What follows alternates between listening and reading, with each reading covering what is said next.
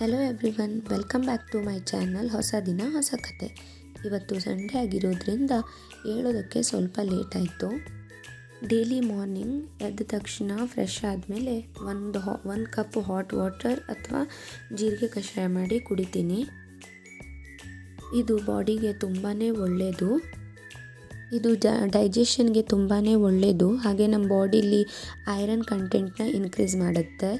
So ಯಾರಿಗಾದರೂ acidity problem ಇದ್ದರೆ ಅವರು ಈ ಥರ ಜೀರಿಗೆ ಕಷಾಯನ ಮಾಡಿ ಕುಡಿದ್ರೆ ಅದು ಕೂಡ ಅವರಿಗೆ ಕ್ರಮೇಣವಾಗಿ ಕಡಿಮೆ ಆಗ್ತಾ ಬರುತ್ತೆ. ಇದನ್ನು ಮಾಡ್ಕೊಳ್ಳೋದು ತುಂಬಾ ಈಸಿ. ಸೊ ಫಸ್ಟು ಜೀರಿಗೆನ ಹುರ್ಕೊಂಡು ಸ್ವಲ್ಪ ಪೌಡ್ರ್ ಮಾಡಿ ಇಟ್ಕೋಬೇಕು. ಸೊ ಡೈಲಿ 1 ಗ್ಲಾಸ್ ನೀರಿಗೆ ಒಂದು ಹಾಫ್ ಟೀ ಸ್ಪೂನಷ್ಟು ಪೌಡ್ರ್ ಹಾಕಿಬಿಟ್ಟು ಬಾಯ್ಲ್ ಮಾಡಿ ಇದನ್ನು ಡೈಲಿ ಕುಡಿದ್ರೆ ತುಂಬಾ ಒಳ್ಳೆಯದು. ಈಗ ಆಲ್ರೆಡಿ ತುಂಬಾ ಲೇಟ್ ಆಗಿರೋದ್ರಿಂದ ಸೊ ಡೈರೆಕ್ಟಾಗಿ ಬ್ರೇಕ್ಫಾಸ್ಟ್ನ ಮಾಡ್ಕೊತಾ ಇದ್ದೀವಿ. ಸೊ ಇಲ್ಲಿ ನಮ್ಮಮ್ಮ ಬ್ರೇಕ್ಫಾಸ್ಟ್ನ ರೆಡಿ ಮಾಡ್ತಿದ್ದಾರೆ. ಅವರು ಊರಿಂದ ಬಂದಿದ್ದಾರೆ ಇಲ್ಲಿ ಬೆಂಗಳೂರಿಗೆ. ಇವತ್ತು ವೆಜ್ ಉಪ್ಪಿಟ್ಟನ್ನ ಮಾಡ್ತಾ ಇದ್ದಾರೆ. ಅವರೇನಾದರೂ ನಮ್ಮ ಮನೆಗೆ ಬಂದರೆ ಯಾವಾಗಲೂ ಅವರೇ ಅಡುಗೆ ಮಾಡೋದು. ಸೊ ನನಗೆ ಸ್ವಲ್ಪ ರೆಸ್ಟ್ ಇವಾಗ ಇಲ್ಲಿ ನಮ್ಮ ಜೊತೆ ನಮ್ಮ ಅಜ್ಜಿ ಕೂಡ ಇದ್ದಾರೆ. ಸೊ ಅವರು ಕೂಡ ಅಮ್ಮಂಗೆ ಏನಾದರೂ ವೆಜಿಟೇಬಲ್ ಕಟ್ ಮಾಡೋದ್ರಲ್ಲಿ ಎಲ್ಲ ಹೆಲ್ಪ್ ಮಾಡಿಕೊಡ್ತಾರೆ. ಇಲ್ಲಿ ಒಗ್ಗರಣೆಗೆ ಬೇಕಾಗಿರೋ ಎಲ್ಲ ಐಟಮ್ನ ಹಾಕಿ ಸ್ವಲ್ಪ ಫ್ರೈ ಮಾಡ್ಕೋಬೇಕು. ಅದಾದಮೇಲೆ ಸಣ್ಣದಾಗಿ ಹೆಚ್ಚಿರೋ ಈರುಳ್ಳಿನ ಹಾಕಿಬಿಟ್ಟು ಗೋಲ್ಡನ್ ಬ್ರೌನ್ ಆಗುವಷ್ಟು ಫ್ರೈ ಮಾಡಬೇಕು. ಆಮೇಲೆ ಬೇಕಾದಷ್ಟು ನೀರು ಹಾಕ್ಕೊಂಡು ಸ್ವಲ್ಪ ಅರಿಶಿನ ಪುಡಿ ಹಾಕ್ಕೊಂಡು ಬೇಕಾಗಿರೋ ಎಲ್ಲ ಥರದ ವೆಜಿಟೇಬಲ್ಸ್ನ ಹಾಕ್ಕೊಂಡು ಚೆನ್ನಾಗಿ ಬಾಯ್ಲ್ ಮಾಡ್ಕೋಬೇಕು. ಹಾಗೆ ಸ್ವಲ್ಪ ಟೇಸ್ಟ್ಗೆ ಬೇಕಾದಷ್ಟು ಉಪ್ಪು, ಆಮೇಲೆ ಏನಾದರೂ ನಿಮಗೆ ಸ್ವೀಟ್ ಇಷ್ಟ ಅಂತ ಆದರೆ ಸ್ವಲ್ಪ ಸಕ್ಕರೆ ಅಥವಾ ಬೆಲ್ಲನ ಹಾಕ್ಕೊಂಡು ಚೆನ್ನಾಗಿ ನೀರನ್ನು ಬಾಯ್ಲ್ ಮಾಡ್ಕೋಬೇಕು. ಆಮೇಲೆ ರವೆನ ನಿಧಾನವಾಗಿ ಹಾಕ್ತಾ ಮಿಕ್ಸ್ ಮಾಡ್ಕೋಬೇಕು ಚೆನ್ನಾಗಿ. ಸ್ವಲ್ಪ ಕುದಿ ಬಂದಮೇಲೆ ಗ್ಯಾಸ್ ಫ್ಲೇಮ್ನ ಲೋ ಮಾಡಿಕೊಂಡು 2 ಮಿನಿಟ್ಸ್ ಮುಚ್ಚಿಡಬೇಕು. ಈಗ ಉಪ್ಪಿಟ್ಟು ಆಲ್ಮೋಸ್ಟ್ ರೆಡಿಯಾಗಿದೆ. ಈಗ ಗ್ಯಾಸ್ನ ಆಫ್ ಮಾಡ್ತಾ ಇದ್ದೀನಿ. ಇನ್ನೊಂದು 10 ಮಿನಿಟ್ಸಲ್ಲಿ ಉಪ್ಪಿಟ್ಟು ತಿನ್ನೋದಕ್ಕೆ ರೆಡಿ ಆಗುತ್ತೆ. ಅಲ್ಲಿ ತನಕ ಟೀ ಮಾಡ್ಕೊತಾ ಇದ್ದೀನಿ.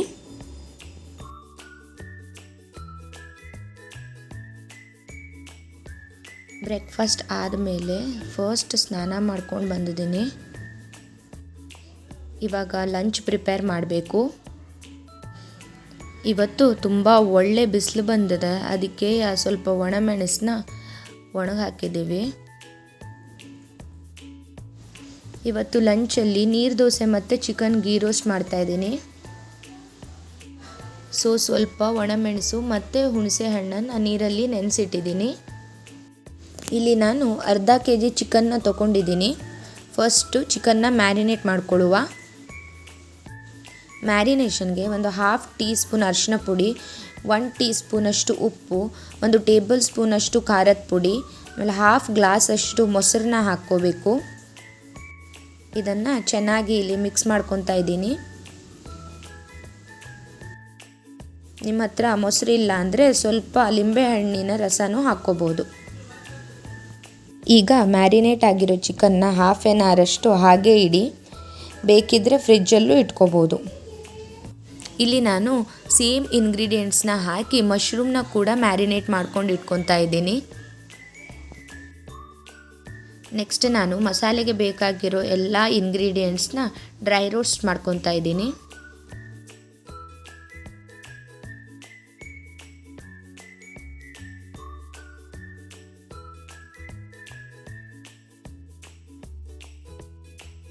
ಇದ್ರ ಜೊತೆ 1-2 ಬೆಳ್ಳುಳ್ಳಿ ಮತ್ತು ನೆನೆಸಿ ಇಟ್ಟಿರೋ ಹುಣಸೆ ಹಣ್ಣು, ಒಣಮೆಣಸನ್ನ ಹಾಕ್ಕೊಂಡು ಮಿಕ್ಸಿಲಿ ಹಾಕ್ಕೊಂಡು ಚೆನ್ನಾಗಿ ರುಬ್ಕೋಬೇಕು. ನೆಕ್ಸ್ಟ್ ಒಂದು ಪ್ಯಾನಲ್ಲಿ ಬೇಕಾದಷ್ಟು ತುಪ್ಪ ಹಾಕ್ಕೊಂಡು ಒಗ್ಗರಣೆಗೆ ಸ್ವಲ್ಪ ಕರಿಬೇವನ್ನ ಹಾಕ್ಕೊಂಡು ಫ್ರೈ ಮಾಡ್ಕೊತಾ ಇದ್ದೀನಿ. ಇವಾಗ ನಾವು ಮ್ಯಾರಿನೇಟ್ ಮಾಡಿ ಇಟ್ಟಿರೋ ಚಿಕನ್ನ ಹಾಕ್ಕೊಂಡು ಚೆನ್ನಾಗಿ ಮಿಕ್ಸ್ ಮಾಡ್ಕೋಬೇಕು.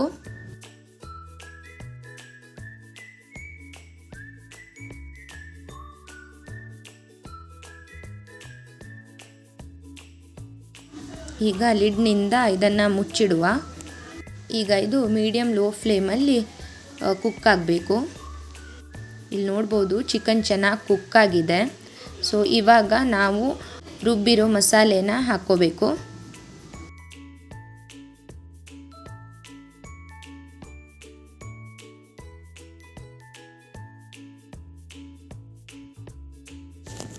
ಈಗ ಬೇಕಾದಷ್ಟು ಉಪ್ಪನ್ನ ಹಾಕ್ಕೊತಾ ಇದ್ದೀನಿ. ಮತ್ತು 2 ಟೇಬಲ್ ಸ್ಪೂನಷ್ಟು ತುಪ್ಪನ ಹಾಕ್ಕೊಳ್ತಾ ಇದ್ದೀನಿ. ಈಗ ಇದನ್ನು ಚೆನ್ನಾಗಿ ಮಿಕ್ಸ್ ಮಾಡಿಕೊಳ್ಳುವ.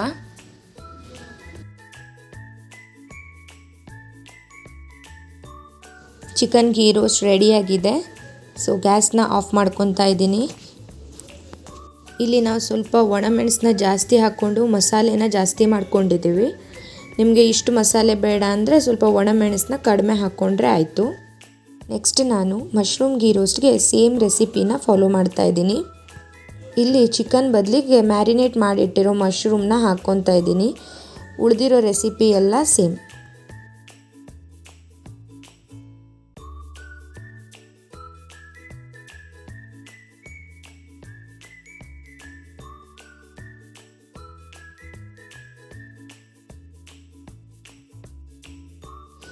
ನೀರು ದೋಸೆ ಮಾಡೋದಕ್ಕೆ ಇಲ್ಲಿ ಪ್ಯಾನ್ ರೆಡಿಯಾಗಿದೆ. ಡೈಲಿ ರೈಸ್ ತಿಂದು ಎಲ್ಲರಿಗೂ ಬೋರ್ ಆಗಿತ್ತು. ಅದಕ್ಕೆ ಇವತ್ತು ಸ್ಪೆಷಲ್ಲಾಗಿ ನೀರು ದೋಸೆ ಮತ್ತು ಚಿಕನ್ ಗೀ ರೋಸ್ಟ್ ಮಾಡಿಕೊಡುವ ಅಂತ ಡಿಸೈಡ್ ಮಾಡಿದ್ವಿ. ನನ್ನ ಹಸ್ಬೆಂಡ್ ಚಿಕನ್ನ ತಿನ್ನಲ್ಲ, ಅದಕ್ಕೆ ಅವರಿಗೋಸ್ಕರ ಮಶ್ರೂಮ್ ಗೀ ರೋಸ್ಟ್ ಮಾಡಿದ್ದೀನಿ. ನೀರು ದೋಸೆ ಮತ್ತು ಗೀ ರೋಸ್ಟ್ ಒಳ್ಳೆ ಕಾಂಬಿನೇಷನ್. ನೀವು ಬೇಕಿದ್ದರೆ ಚಿಕನ್ ಬದಲಿಗೆ ಮಶ್ರೂಮ್, ಪನ್ನೀರ್ ಹಾಗೆ ಪ್ರಾನ್ಸ್ನ ಹಾಕ್ಕೊಂಡು ಕೂಡ ಗೀ ರೋಸ್ಟ್ನ ಮಾಡ್ಕೋಬೋದು. ನೀವು ಈ ರೆಸಿಪಿನ ಮನೇಲಿ ಟ್ರೈ ಮಾಡಿ. ಮತ್ತು ನನ್ನ ಈ ಫಸ್ಟ್ ವ್ಲಾಗ್ ನಿಮಗೆಲ್ಲ ಹೇಗೆ ಅನಿಸಿದೆ ಅನ್ನೋದನ್ನು ಕಮೆಂಟಲ್ಲಿ ತಿಳಿಸಿ. ನನ್ನ ಈ ವ್ಲಾಗ್ ನಿಮಗೆ ಇಷ್ಟ ಆದರೆ like, share and subscribe. Thanks for watching. Bye.